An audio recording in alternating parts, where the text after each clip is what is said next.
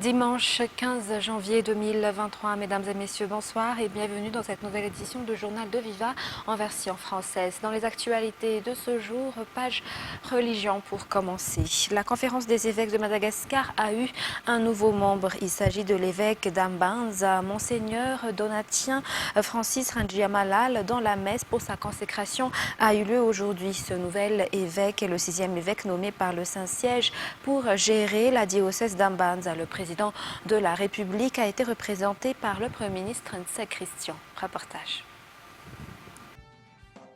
Le 11 novembre dernier, le pape François a nommé Monseigneur Donatien Francis Randjiamalal nouvel évêque d'Ambanza. La messe de sa consécration en tant qu'évêque a été tenue aujourd'hui dans la capitale de diocèse d'Ambanza.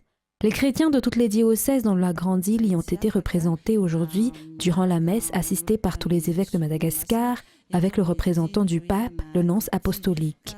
Selon la liturgie catholique, durant la messe de consécration d'un évêque, ce dernier choisit un évêque pour sa consécration. Ainsi, Monseigneur Donatien Francis Randjiamalal a désigné le cardinal Désiré Tsahazan, l'archevêque de Tuamasin, l'archevêque de Diego, Monseigneur Benjamin Ramarsan et l'évêque de Murundave et président de la conférence des évêques de Madagascar, et Monseigneur Fabien Rarilambouniania.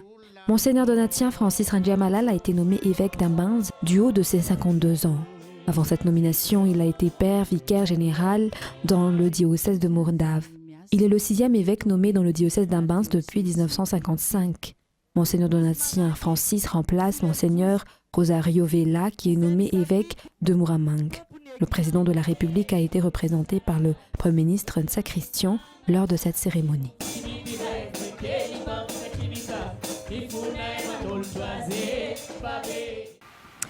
Et les chrétiens de l'église protestante de Madagascar ont tenu un grand culte au Coliseum Ntsunsumbe aujourd'hui. Il s'agit d'un culte en l'honneur du mandat du président de l'église FGKM de Madagascar.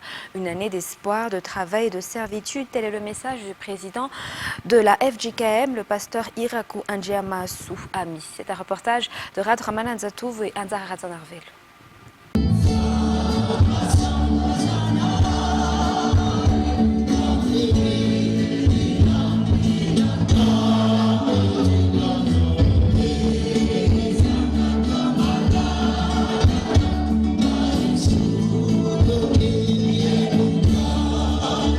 Les chrétiens de l'église protestante de Madagascar ont tenu un grand culte aujourd'hui au Coliseum Ntsunsumbe. Durant ce culte religieux, les chrétiens ont porté en prière les travaux de l'église pour cette nouvelle année. Il s'agit aussi d'un culte à l'honneur du président de la FGKM de Madagascar et de sa famille. Durant sa prise de parole, le président de l'église protestante de Madagascar a affirmé que cette année est une année d'espoir, de travail et de servitude. La directrice de communication de la présidence de la République et porte-parole du président a représenté le président de la République de Madagascar durant cette cérémonie. Plusieurs personnalités étatiques ont également assisté au culte. Dans un tout autre sujet à présent, page économique. Le projet EFAO est actuellement dans la phase de préparation, a souligné le ministre de l'Eau, de l'Assainissement et de l'Hygiène jeudi dernier. Le ministre Fidnia Vouravu-Kacha a ainsi démenti les allégations de certains médias selon lesquels rien n'a été encore initié. Parmi les travaux du projet EFAO qui ont été déjà effectués figure le dépouillement de dossiers de ceux qui ont répondu à l'appel d'offres. Ainsi, les travaux seront attribués à l'entreprise Top International Engineering Madagascar. Dans un accord, chaque étape doit être définie en suivant un timing. C'est un reportage de Mervulatsfer et Bras Denilson. L'entreprise Top International Engineering Madagascar a obtenu le marché public suite à l'appel d'offres lancé pour la construction du pipeline dans le projet EFAO, dont l'objectif est d'approvisionner en eau le sud du pays. L'accord a déjà été signé entre l'entreprise et l'État malagasy concernant les travaux à faire. Un délai a été déjà mis en place et dans cela figure le temps de préparation avant d'initier les travaux en question, selon les explications du ministre de l'Eau. Au mois de décembre dernier, des visites ont été faites pour la préparation technique avant l'effectivité des travaux du projet de construction de ce grand pipeline qui servira à distribuer l'eau de la rivière des Faux dans le Fukuntan et Sal, commune de Manambar, district de Tolania, région Anos. Visite effectuée par le ministre de l'Eau avec les gouverneurs d'Anos et d'Anjoy. Il a été constaté que l'entreprise Top International Engineering Madagascar est prête techniquement pour commencer les travaux de construction du pipeline. Ce grand projet de pipeline des Faux changera l'histoire du sud du pays pays car il fera vivre des populations de plus de 60 villages dans le secteur de l'agriculture et de l'élevage. Ces activités qui sont les principaux moyens de subsistance de la population locale. Parlant météo, une zone de convergence intertropicale s'est installée dans l'océan Indien avec des pluies torrentielles sur la partie nord des zones côtières selon les informations émanant du service de la météorologie aujourd'hui à midi. Selon les prévisions pour les 5 jours à venir, des vigilances pour la partie nord, nord-est et centre-est de l'île à partir du mercredi 18 janvier, mais les prévisions pourront évoluer dans les prochains jours. Reportage. Dans la zone de convergence intertropicale, deux masses nuageuses se forment et qui pourront persister pour les prochains jours. Le premier est dans la partie est de la zone côtière et le deuxième est à environ 1349 km dans la partie est-nord-est de Vohemar. Même si le vent commence à se former autour de cette zone de convergence intertropicale, ces masses nuageuses ont encore des difficultés à se former du fait du manque d'humidité et les blocages entraînés par le vent qui est en intensité dans les hauteurs.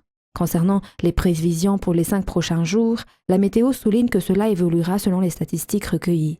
Elle prévoit que l'intensité de la masse nuageuse peut s'atténuer dans la partie est. D'un côté, les conditions d'évolution de la masse nuageuse sont favorables dans la partie nord-est de Vohemar. Sa trajectoire suit la partie ouest-sud-ouest et peut créer un état de vigilance sur les côtes nord, nord-est et centre-est de la Grande Île à partir du 18 janvier prochain. Ce ne sont que des prévisions, mais l'évolution de la situation dépend des conditions météorologiques.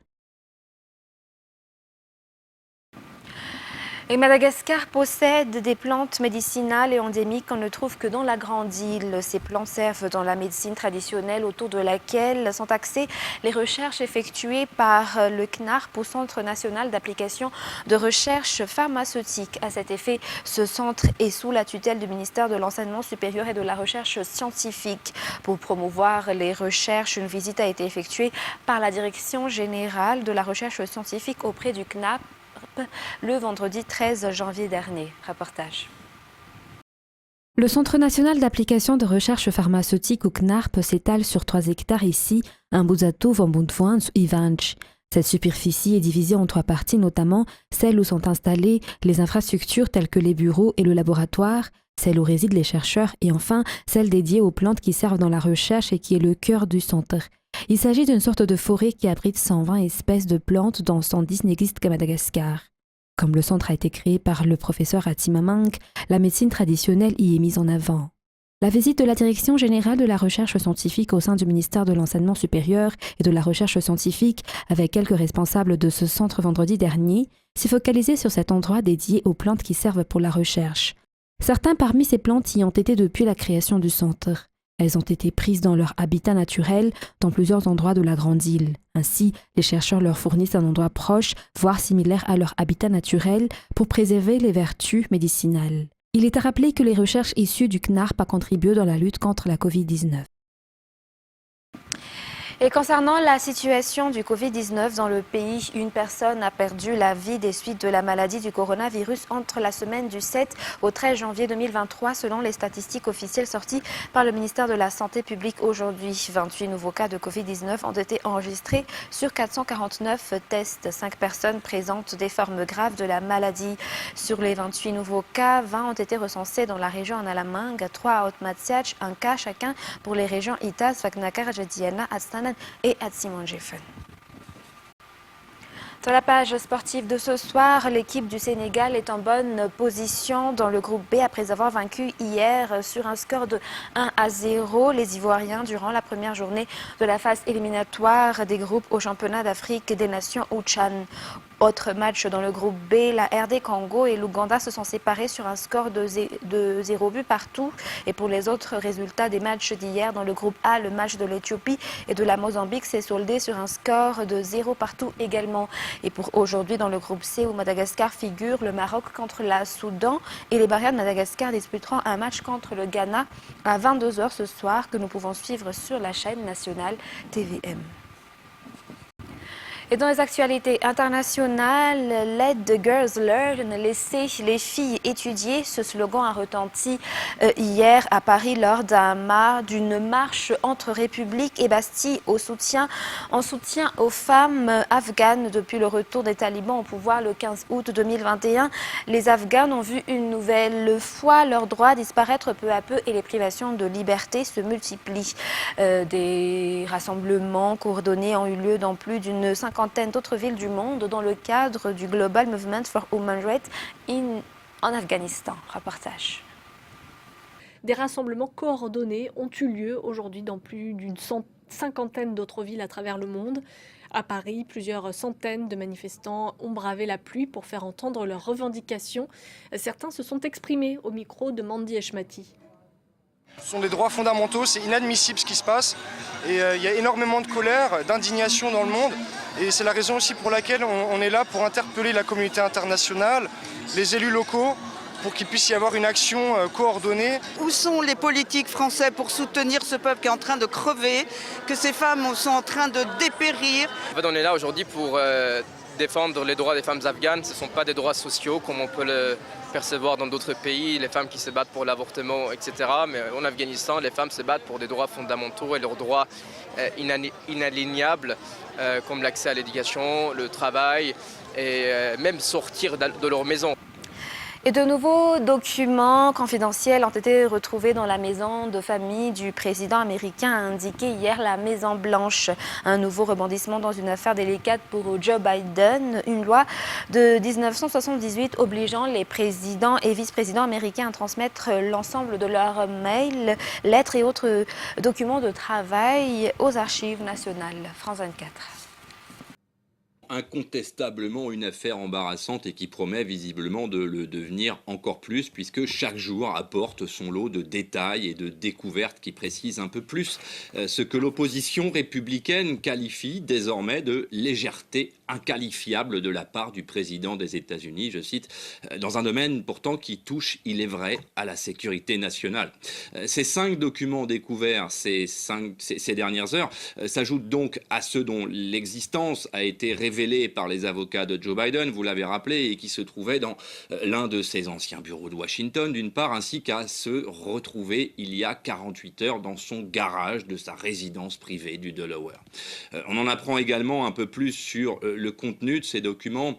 Et contrairement à ce qu'avaient annoncé les communicants de la Maison-Blanche et Joe Biden lui-même lors de ses premières réactions, il s'agit bien de documents, pour une part d'entre eux, au moins revêtant un niveau de classification élevé. Il y est question d'Ukraine, il y est question de réunions préparatoires avec des chefs d'État étrangers.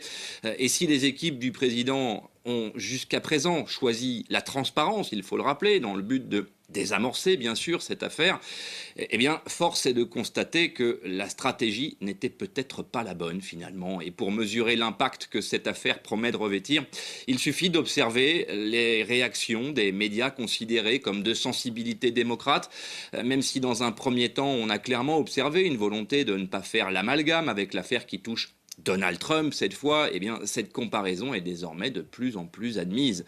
Souvenez-vous, c'était en août dernier lorsque le FBI a perquisitionné la résidence privée de Donald Trump à Mar-a-Lago pour y découvrir des milliers de documents, cette fois, des caisses de documents classifiés qui avaient pourtant été réclamés à l'ancien président par les archives nationales, comme c'est l'usage. L'affaire est toujours en cours et de nature à inquiéter Donald Trump, évidemment, mais la question centrale, celle qui commence à occuper les observateurs aujourd'hui à Washington, est désormais bel et bien de savoir comment 2 présidents successifs peuvent être pris en défaut à ce point dans un domaine aussi sensible que le secret défense, même si bien sûr le jeu politique et partisan qui caractérise le quotidien de Washington aggrave la perception que peut en avoir l'opinion. Et pour terminer, la frappe russe survenue hier sur un immeuble à Dnipro dans l'est de l'Ukraine a fait au moins 21 morts selon le chef de l'administration militaire régionale de la ville. Suivez les derniers développements de la situation en Ukraine avec France 24. Nous sommes avec les soldats ukrainiens qui défendent la région de Sumy, dans le nord-est du pays, sur la frontière avec la Russie. Si les Russes ont quitté cette région fin mars, leurs canons ne se sont jamais vraiment tus. Il y a eu 55 frappes sur cette région ces dernières 24 heures. dont 2 sur notre secteur précisément. Selon nos services de renseignement, ils renforcent des positions qui pourraient servir un jour pour attaquer notre position ici. Ils se préparent et nous aussi. Et on fait en sorte qu'ils sachent qu'on est là. Ces hommes disent que les mauvaises nouvelles venant de Soledar dans le Donbass n'ont pas affecté leur morale. Ça ne veut rien dire. Nos gars ont bien montré qu'ils savent se défendre. Et ça ne sert à rien de risquer des vies quand ça n'a pas de sens, à mon avis. Si on perd Soledar aujourd'hui, on la récupère après-demain, sans problème. D'autant plus que Soledar et Bakhmout n'ont pas de signification stratégique à l'échelle De l'opération. Donc mieux vaut sauver les vies de nos soldats. Reprendre de nos forces et tout récupérer après. Et je pense que ce sera pour bientôt. Tout comme pour la région de Kharkiv et de Kherson. Tout en affichant sa détermination à reprendre les territoires actuellement occupés, l'Ukraine dit aussi s'attendre à ce que les Russes passent à nouveau à l'attaque sur d'autres fronts, peut-être y compris sur ce front-ci, dans le nord-est du pays. Mesdames et messieurs, c'est la fin de ce journal. Nous vous remercions de votre fidélité. Très bonne continuation et très bonne suite de programme sur Viva. Au revoir.